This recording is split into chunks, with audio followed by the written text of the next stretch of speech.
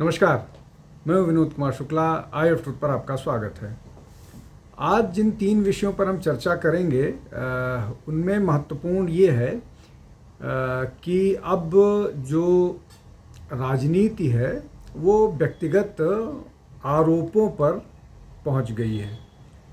अब उन व्यक्तिगत आरोपों में सबसे महत्वपूर्ण बात यह है कि कल जब 8 सांसदों को स्पीकर ने निष्कासित कर दिया था, उसके बाद आज प्रधानमंत्री आज इस बात के विरोध में नेता प्रतिपक्ष राहुल गांधी और बाकी सांसद मकर द्वार पर विरोध कर रहे थे।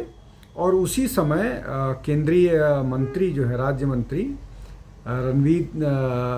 रवनीत सिंह बिट्टू आए और उनको देख करके राहुल गांधी ने कमेंट किया और उनको दोस्त, या ये कहिए कि एक तरह के से, हालांकि वो इंग्लिश में बोल रहे थे, गद्दार दोस्त बताने की कोशिश की और उनसे हाथ मिलाने की कोशिश की, जिसको रवनीत ने बिना उनसे हाथ मिलाए और उनको ये कहते हुए कि मतलब ये जब उन पर गद्दार दोस्त का तंज कसा तो उन्होंने उनको जो है देश के दुश्मनों से कोई लेना देना नहीं है, ये कह करके वो आगे बढ़ गए। हालांकि राहुल गांधी ने ये उनको कहा कि आज नहीं तो कल फिर वो वापस कांग्रेस में आएंगे। ये जो जुबानी जंग है ये चल रही है, चली, और जिस तरह की भाषा एक दूसरे के लिए लोग इस्तेमाल कर रहे हैं उसमें राजनीति जो है वो बहुत ख़राब दौर में पहुंचती हुई नज़र आ रही है। एक दूसरे के प्रति जो एक तल्खी है, उस तल्खी का स्तर बहुत ख़राब हो गया। और ये केवल राहुल गांधी और रवनीत के बीच का मामला नहीं है, ये हर तरह से है, चाहे वो बीजेपी वर्सेस टीएमसी हो, चाहे बीजेपी वर्सेस कांग्रेस हो, चाहे बीजेपी वर्सेस डीएमके हो, चाहे बीजेपी वर्सेस शिवसेना के लोग हों, या बाकी तृणमूल कांग्रेस के लोगों का कांग्रेस के लिए है, डीएमके का एआईएडीएमके के लिए है, या भारत राष्ट्र समिति का कांग्रेस के लिए, ये एक बड़ा वो है। लेकिन ये जो आज मामला हुआ है, एक दूसरे के बारे में इस तरह की बात हुई, अब इसका राजनीतिक फ़ायदा कितना मिलेगा कांग्रेस को? अगर वो एक केंद्रीय मंत्री से इस तरह की बात करते हैं, क्या इससे कोई राजनीतिक फ़ायदा होगा या नहीं होगा, ये तो आने वाला समय बताएगा। लेकिन फौरी तौर पर ये बहुत अच्छा सिंबल नहीं दिख रहा है। दूसरा जो सबसे महत्वपूर्ण मामला और है वो ये है कि ममता बनर्जी ने सुप्रीम कोर्ट से इस बात की इजाज़त मांगी है कि उन्हें एसआईआर को लेकर के जो केस है सुप्रीम कोर्ट में, उस केस को उन्हें लड़ने के लिए इजाज़त दी जाए। और ये इस मामले को अब आगे जब भी मामला इसमें आता है तो वो इसको लड़ना चाहती हैं।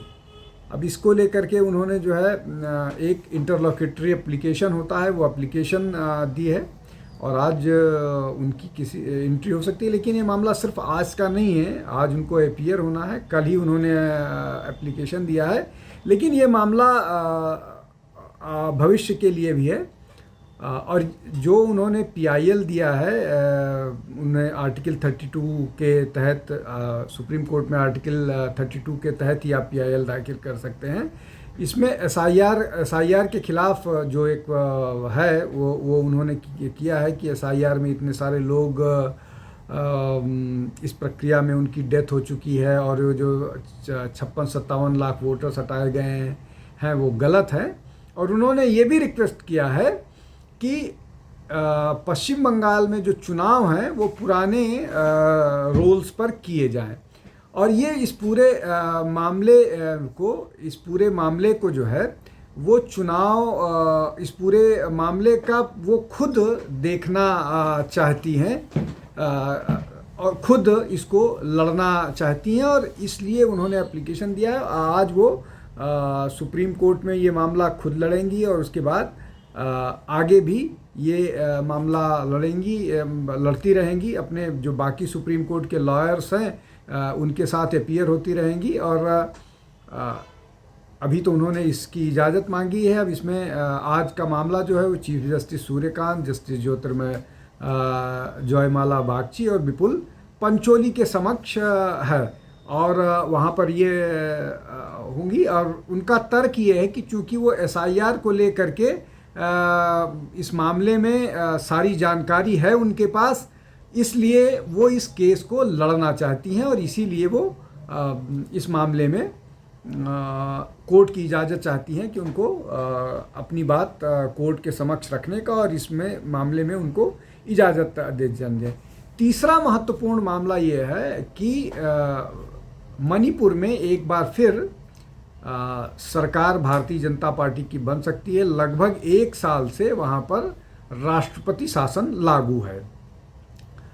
वहाँ पर जिस तरह से इथनिक वायलेंस हुआ था, हिंसा हुई थी, वो लंबे समय तक सरकार उसको रोकने में जो मुख्यमंत्री एन बीरेन सिंह थे वो रोकने में नाकामयाब रहे। तो उसके बाद वहाँ पर राष्ट्रपति शासन लागू कर दिया गया और उसके बाद से वहाँ पर और एक बहुत सीनियर ब्यूरोक्रेट को वहाँ गवर्नर बना करके भेजा गया, पूर्व गृह सचिव को।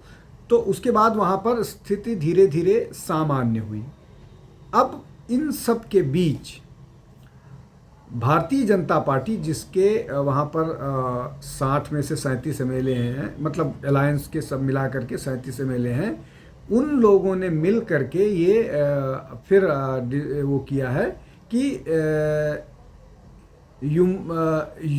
युमनान खेमचंद सिंह को मुख्यमंत्री पद के लिए मतलब उनको नेता जो है विधान सभा में भारतीय जनता पार्टी का नेता चुना है, जो वो आगे जा कर के मतलब वो सरकार का दावा करेंगे और सरकार का दावा करने के बाद वो मुख्यमंत्री बनेंगे। लेकिन इस बार बीजेपी थोड़ा कॉशसली प्ले कर रही है और इस कॉशस प्ले के चक्कर में सब चीज़ का ध्यान रख रही है, जैसे कास्ट कम्युनिटी और वो लेकर के ये जो सिंह है, मिस्टर सिंह, वाईके सिंह जो हैं, ये स्पीकर रह चुके हैं मणिपुर विधानसभा में। और ये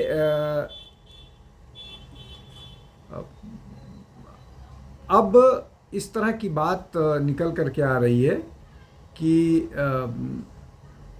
इनके अलावा 2 उप मुख्यमंत्री भी बनाए जा सकते हैं और वो 2 उप मुख्यमंत्री जो हैं वैसे होंगे जो वहाँ इथनिक डाइवर्सिटी है या जो वहाँ इथनिक क्लैशेस हैं उनको ध्यान में रख करके, जैसे एक उप मुख्यमंत्री कुकी-जो कम्युनिटी और दूसरा नागा कम्युनिटी का होने की बात कही जा रही है। तो कुल मिला करके ये जो मामला निकल करके आया है वो ये कि अब वहाँ पर बहुत जल्दी जो है वो सरकार बहाल हो जाएगी और उस दिशा